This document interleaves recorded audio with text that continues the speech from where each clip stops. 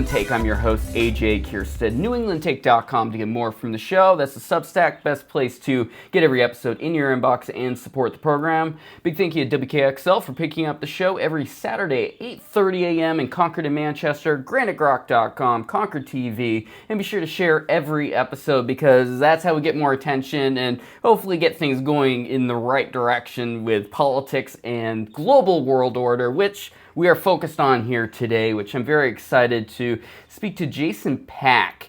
And he is the host of the Disorder podcast. I watched a few episodes of his channel. He is on YouTube and on Substack. He's a senior analyst with the NATO Foundation, spent 7 years in the Middle East, done a Fulbright in Syria. There is a New England tie-in, so I can say I'm not just capitalizing on contacts I'm able to make. He did do his undergrad in Massachusetts, and basically because of 9/11, he picked up what he was doing and decided to go to one of the craziest parts of the world in world history, period, the Middle East. Jason, thank you so much for joining me today. Great to be with you. So, was it just in general, just 9/11 and the global impact, or was there a certain aspect of it that really led you to pick up what you were doing and going over there? You know, I'm from New York and I grew up in Manhattan. So when I was at Williams, which is in northwestern Massachusetts, my senior year, the 9/11 happened, and I had a sense that this was a, world historical moment like Pearl Harbor or other key moments, the Napoleonic Wars, and that everything would be different. I think I misunderstood what would be different about our world order, but I had the sense that the Middle East was going to be important and that I needed to know about it from the Arab perspective. So I moved to Lebanon, and then I lived in Egypt. I worked in Iraq during the invasion. I got my Fulbright in Syria. If I could do it all again, AJ, I would study China, because the Chinese are important for all the things they do right, and the Arabs are sadly important for all the things they do wrong. And we could say that that's the case with the Iranians right now. They're important for all the wrong reasons, for all the disorder that they're able to strew.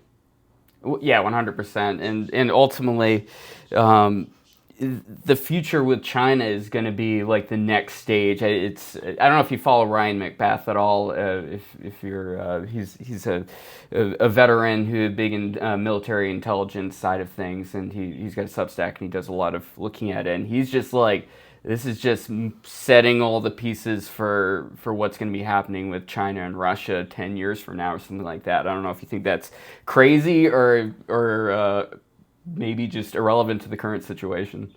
No, not at all.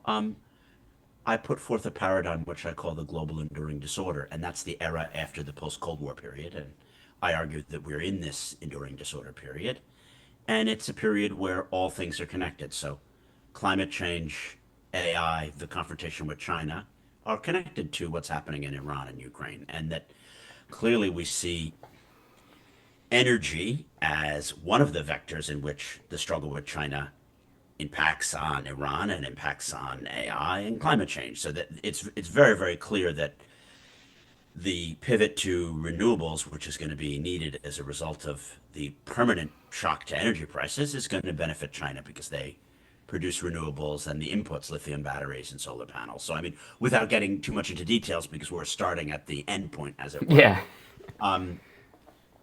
Anyone who doesn't think that these domains are connected is missing something. So let's get to back to the current day. We have the ultimate level of disorder right here with this Iran situation. We're not calling it a war; it's a conflict. Gotta love American politics when it comes to things of that nature. When you saw that we had gone in and taken out the Ayatollah, the leadership, and their navy essentially, and kind of led to the chaos I need that to we have. interject. We've taken out their formal navy. We've not taken True. out their asymmetric navy because that's not a possible thing to do. They have more than 30,000 speedboats and the ability to both mine the straits and to attack shipping. So their functional ability to operate navally is not taken out. But yes, continue. I mean, were you surprised? Like, is this something you expected the United States to jump in at this point? To me, it's I've never bought from the get-go that it was because of an quote-unquote imminent threat that the Trump administration had put forward as like, this is the reason why we're doing it. The reason why Joe Kent stepped back, because he's like, you guys are pointing at me like I'm the reason why we are ultimately invading a country and upsetting the Middle East, which was already an upset situation, and making it 10 times worse. What was your level of surprise to this happening? So I think my personal surprise was not high. The 12-day war was not decisive in any way. Yeah. I thought that it showed some tactical brilliance by Israel and some vision by the Trump administration because they used the dropping of the bunker buster bomb to end the conflict. It could have continued for another month or more as the Israelis took out Iranian leadership, IRGC command and control, and a range of infrastructure from ballistic missile manufacturing to nuclear facilities. And it could have continued, and hundreds or thousands of more people would have been killed. And Trump brought that conflict to an end because he had a strategic goal. Let's set back the nuclear manufacturing capacity and end this round of conflict. I understood that there might be another round of conflict, and it wasn't surprising because from late January they were moving all of their naval assets to the Persian Gulf. Do you know what I mean? You don't need to be like a supreme Middle East analyst to see that if you're putting all your aircraft carriers and then you're also moving fighter jets towards our bases in Jordan and Saudi and elsewhere, that clearly this is preparing for military action. I do think that Trump is not a strategic thinker. I do think that he loves disordering the world, but I did not grasp that he could be getting into a conflict where he has not clear strategic aims. I understand him as a disorderer and quite similar to Orban, Putin, Milei, Bolsonaro, these disordering neo-populist figures. But I thought that we would have had like actual goals because in the 12-day war there were goals and they were achieved and then they were ended. One day he says it's about regime change. Another day he says it's about an imminent threat. If it's an imminent threat, have we defeated the imminent threat? Have we won? Is it over? Now he says that the goal of the war is to open the Straits of Hormuz, but they were open before the war started. So Yeah, exactly. It's like can't be that. you created this goal out of because of the Yeah. nature of what you decided to do, which So is there are many Trumpian disorderly things going on here, but the lack of strategic aim is something that I could direct you to John Bolton's statements, and I understand that you have a conservative bent, so he may have some authority with you.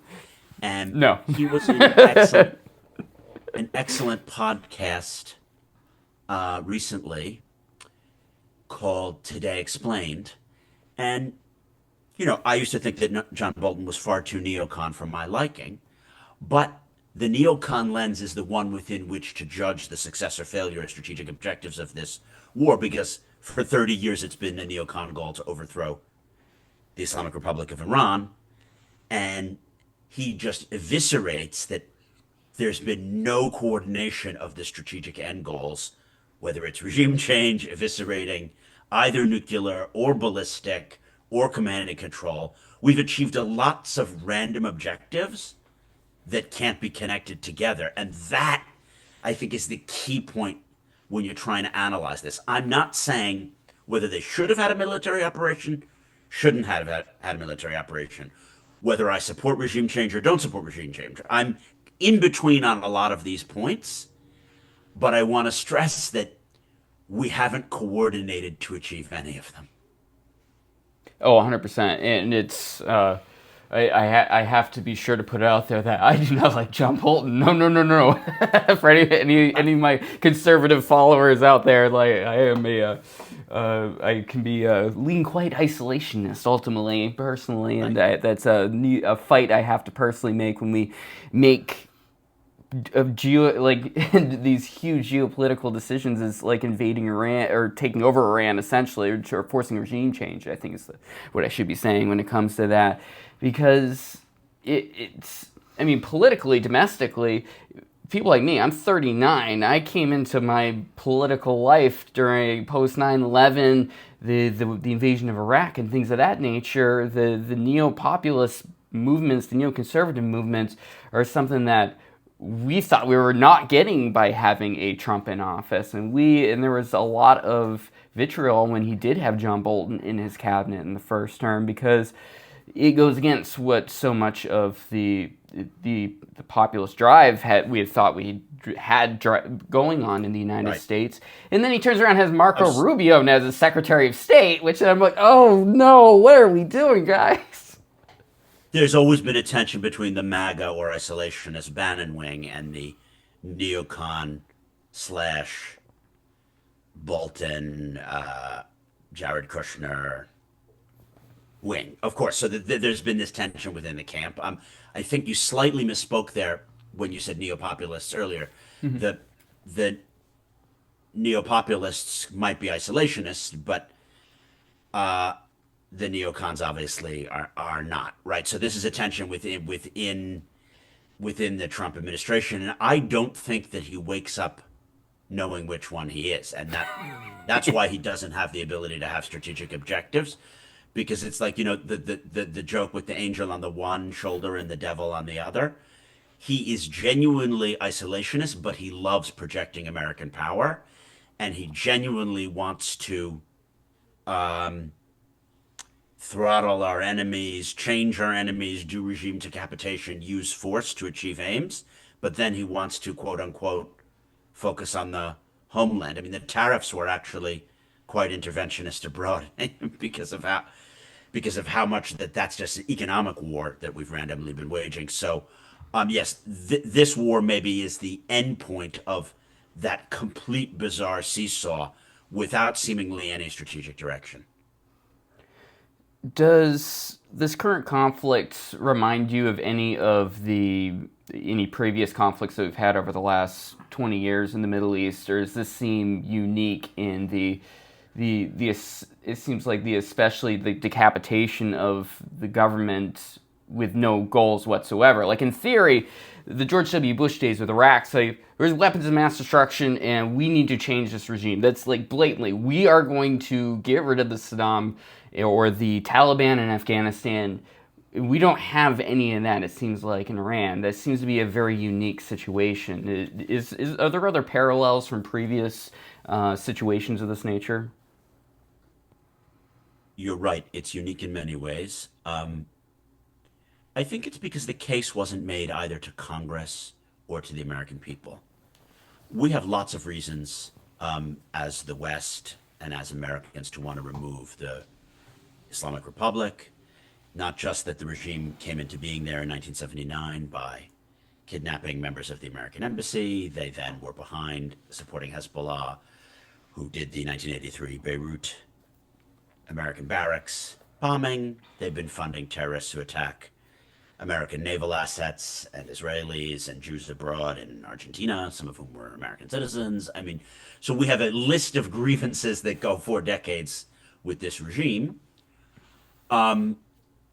The problem is, can you do regime change abroad, particularly in the Islamic world? Well, the last 2 to 3 decades show that you can't, and you certainly can't do it without consulting your allies. And what's slightly different is we didn't have as many grievances against Saddam, right? Right. The Taliban, it was very clear. They harbored Osama bin Laden. There was a case under international law that could be made that the Afghanistan war was legal under international law as well as U.S. law. They either attacked us or they harbored a group that attacked us, and we were defending ourselves by attacking them back. The Iraq war, there was a spurious legal case made. Oh, they had weapons of mass destruction, they were an imminent threat. But at least there was an attempt to make it a legal case, but it was spurious.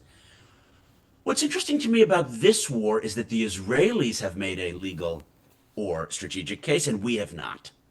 There could be a case. The Iranian regime has done A, B, C, D, and Z to American interests. It violates international law, blah, blah, and blah. And now I would like a bipartisan vote, and I'd like to have some Democrats, not just John Fetterman, but other Democrats, participate in this. That wouldn't have tipped our hand. That could have happened while the vessels were going there, because they understood that we were threatening military action. Witkoff very clearly said, How is it that they haven't caved in already? We've threatened military action. And that was in the days before the decapitation strike, killing 49 leaders. So this is something which is really, really new and very Trumpian and very worrying. I mean, I have moved to the UK because I'm worried about the direction of the American Republic, but I think that I'm a real patriot and I really believe in the principles of America.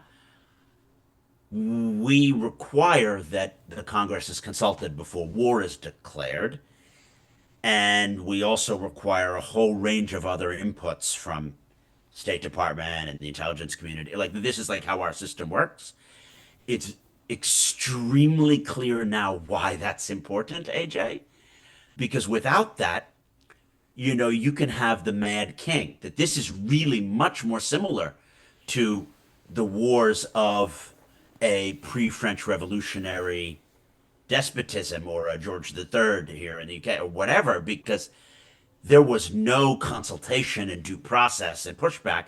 And I do not think he knows what's going to come next. Even if they're going to seize Hog Island, and this may happen by the time that this episode airs, or, you know, maybe they're going to try to occupy the northern rim of the Gulf, which is sovereign Iranian territory. I don't think that that was a planned action at the start of this. It wasn't a contingency. Like, clearly, the way that this has proceeded has been every tactical objective with no strategic cohesion. And that's not like what happened in Iraq and Afghanistan. And that's not the normal nature of a Middle Eastern campaign. And it isn't how the Israelis go about whatever you have to say about Israeli military operations. You could criticize them morally or ethically, but they don't proceed in the manner in which this one is proceeding from an American perspective. One of the important parts that was brought up around this operation and leading up to this operation is the hope that the people will rise. This is this is something we brought up with Cuba, and once again we're bringing up with Cuba. It's something that has always been like, there's been thousands of Iranians killed in the streets or executed because of the nature of the regime. I'm still waiting and I'm not seeing it, and I'm wondering what's your take on it, because it doesn't seem like either people question. underestimated the situation. This is a very key question, right? I want to come back to the Israeli perspective on the Iranian popular uprisings, and then we'll get to the American one. Mm-hmm. So for the Israelis, this war is completely legal under international law. The Iranians have been funding Hamas and Hezbollah, who bomb them and kill their citizens. And this would be the end of a cycle of wars that derive from October 7th. And the desire is to cut off the head of the snake, which funds all these proxies, which have killed, if sadly, thousands, if not tens of thousands of Israelis over some period of time. The Israelis felt, wow, we can help the Iranian people who are rising up, because the only way that there'll be regime change in a regime which is not funding people who want to kill us is if the people want a different regime. There is, to some extent, an American argument that, well, this Iranian regime has also been attacking America and American interests. We need to work with the people, the Iranian people, to overthrow the regime. And this goes way back in time to the early 1980s under Ronald Reagan, when the precursors to the neocon movement, and there's no reason you'd know these names, but Harold Rhodes, he's like before Feith and Wolfowitz, there was a guy, Harold Rhodes, and he worked with the Mujahideen al-Khalq, which is an Iranian dissident group, as well as with some Baluchi and Kurdish rebel groups, and nothing came of Harold Rhodes' works.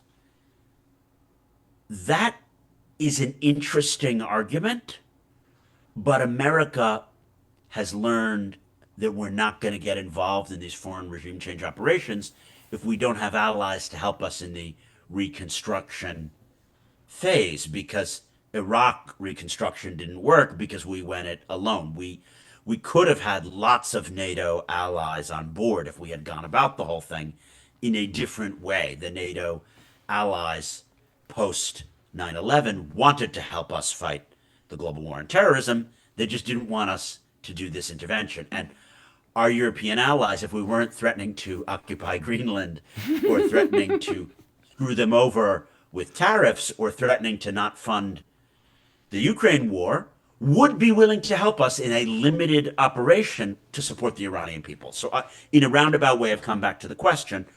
I think that there are some legitimate things from an American perspective, and certainly from an Israeli perspective, to support Iranian resistance movements.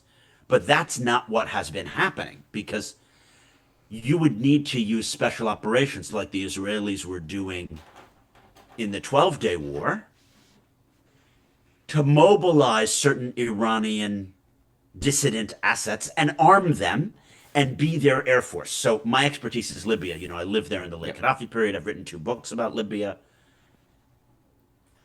We were expert with NATO, although we lacked strategy about what the purpose for all this was, but we were expert at being the air force of the rebels.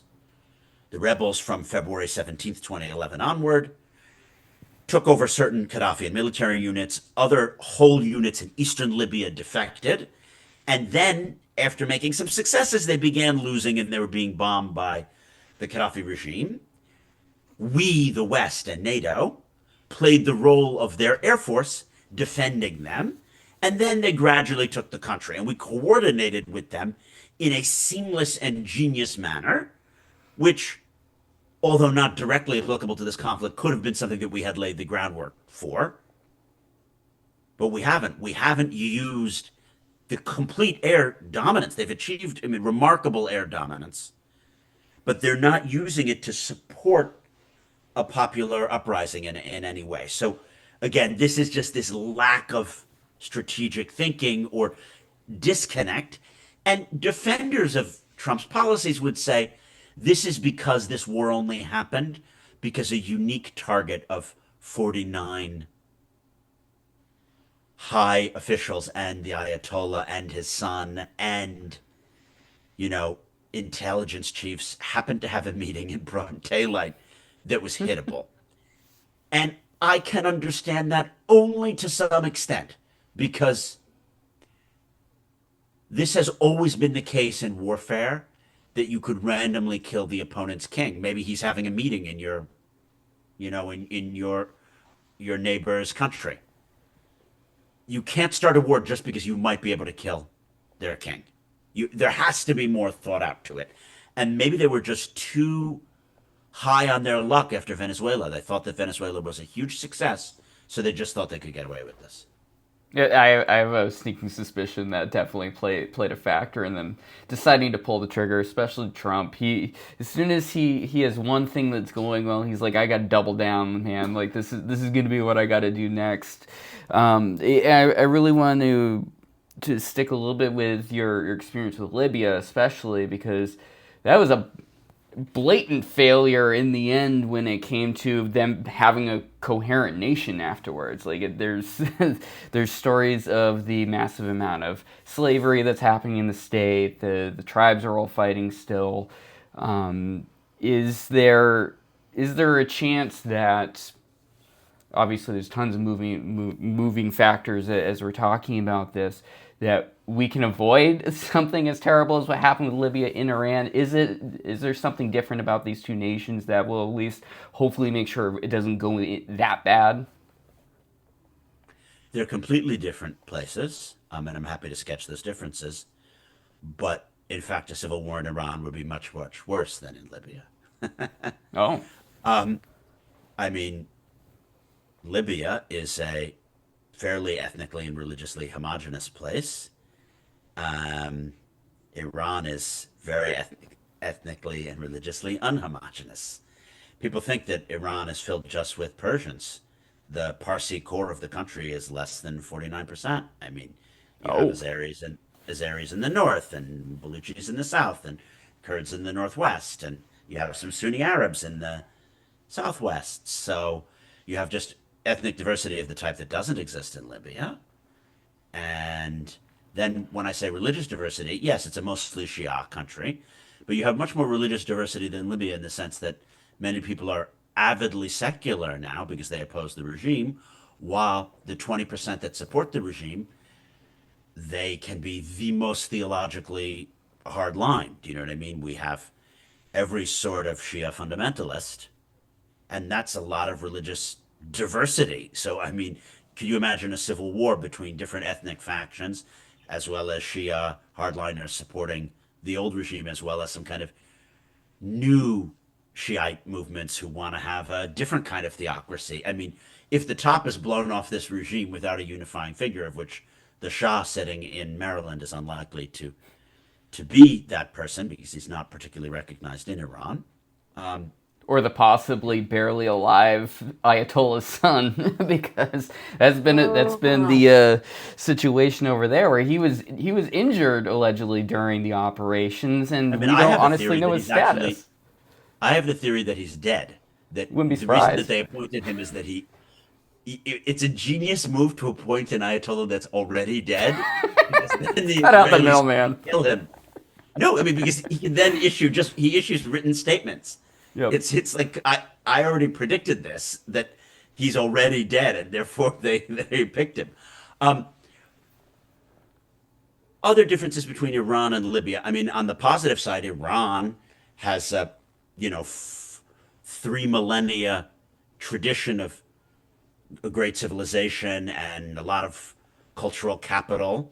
And, Libya is a nation state cobbled together between three Ottoman provinces that have never been one entity before. So, I mean, it's true, there is some coherent national elements that could emerge if there was a unifying resistance. We have dabbled, we, the West, the US and Britain, in Iranian regime change for more than 100 years. There were attempts in 1905 to be a part of the Iranian constitutional movement, and then with Mossadegh in 1952 and 53, Kermit Roosevelt and the Brits were involved in trying to have a coup there.